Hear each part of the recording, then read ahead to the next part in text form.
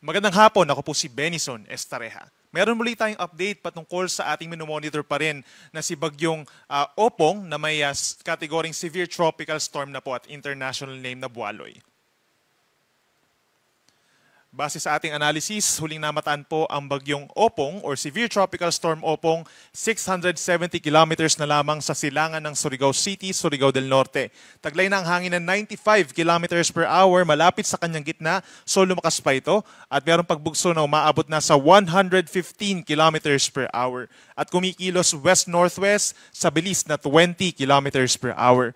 Wala pa ring direktang epekto ang Bagyong Opong sa alinmang panig po ng ating bansa, subalit yung outer rain bands, kung mapapansin po natin sa ating latest satellite animation, nagdadala na rin ng madalas sa pag-ulan dito sa may Eastern Visayas, Caraga, and Davao region. Samantala, yung hanging habagat or southwest monsoon, sa ngayon po nagdadala pa rin ng may kalakasang hangin at mga pag-ulan dito sa western section ng Luzon kabilang ang Metro Manila at pinakamadalas pa rin ang mga pag-ulan dito sa may Pangasinan, Zambales, Bataan, pababa ng Occidental Mindoro at makulimlim na panahon ang dadali ng habagat sa natitirang bahagi ng Luzon, sasamahan pa rin yan ng mga pulupulong pag-ulan or pagkidlat, pagkulog. Possible din yung mga localized thunderstorms sa natitira pang bahagi ng Visayas and Mindanao sa susunod na 24 oras.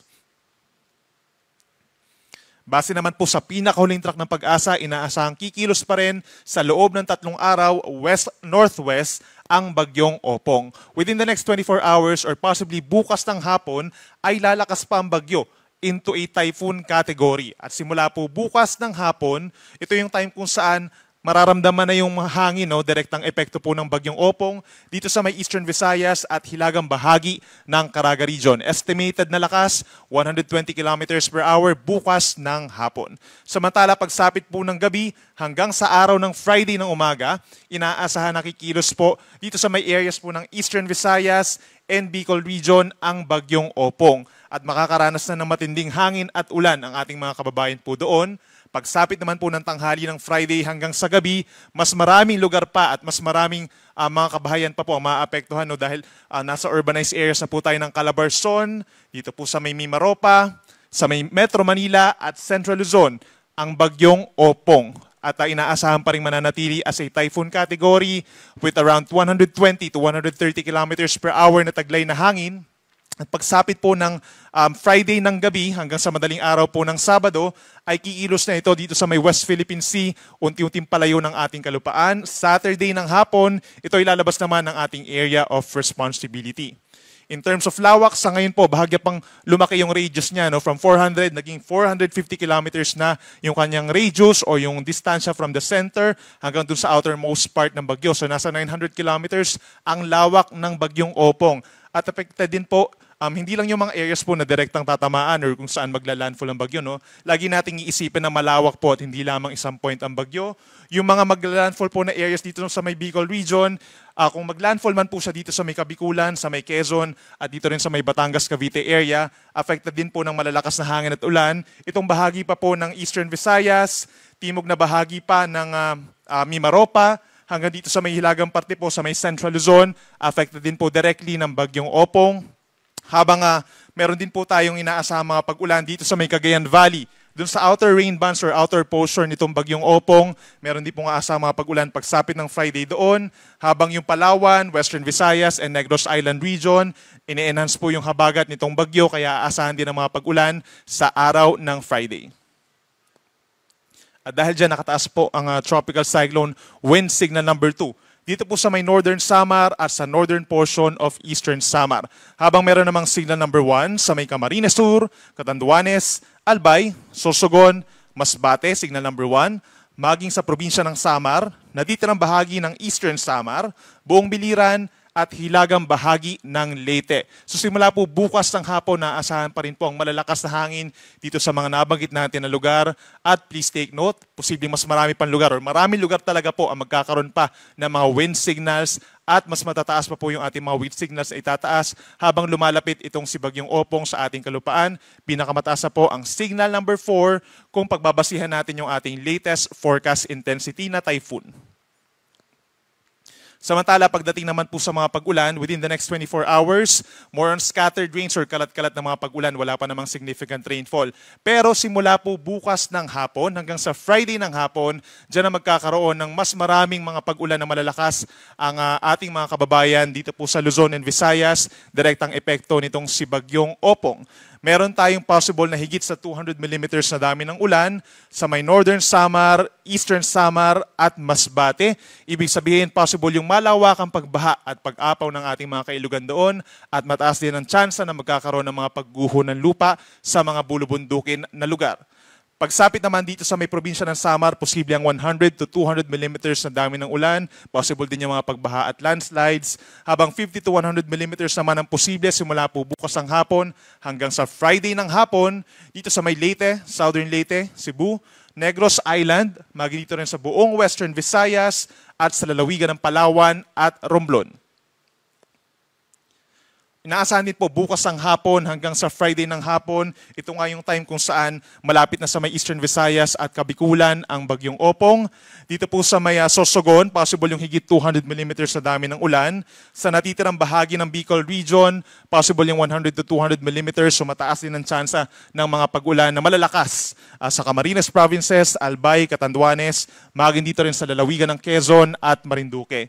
Meron naman tayong possible na 50 to 100 millimeters na dami ng ulan simula po bukas ng hapon sa may Mindoro Island, lalawigan ng Romblon, maging dito rin po sa Laguna, Cavite at Batangas, hanggang dito sa may Aurora and Isabela, affected din po ng enhanced na easterlies o yung hangin po na nanggagaling dito sa may silangan dahil kay Bagyong Opong.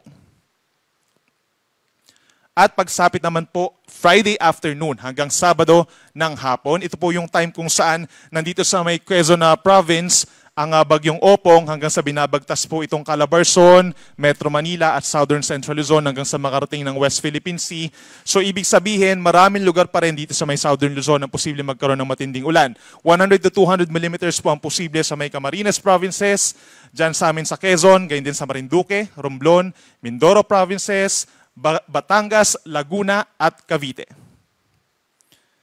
Posible rin po ang 100 to 200 millimeters sa dami ng ulan dito sa lalawigan ng Aurora, maging sa Bulacan, Rizal, Metro Manila, possible po Friday to Saturday, yan yung pinakang madami po ang mga ulan na babagsak po sa Metro Manila, maging sa Pampanga, Zambales at Bataan, habang posible rin ang up to 100 millimeters na dami ng ulan dito sa may Pangasinan, Tarlac, Nueva Ecija, hanggang dito sa halos buong Cagayan Valley kahit malayo po sila doon sa sentro ng Bagyong Opong, aasahan din po ang mga pag-uulan, lalo na yung malapit sa mga kabundukan. Kaya nandyan pa rin ang banta ng mga pagbaha at pagguho ng lupa.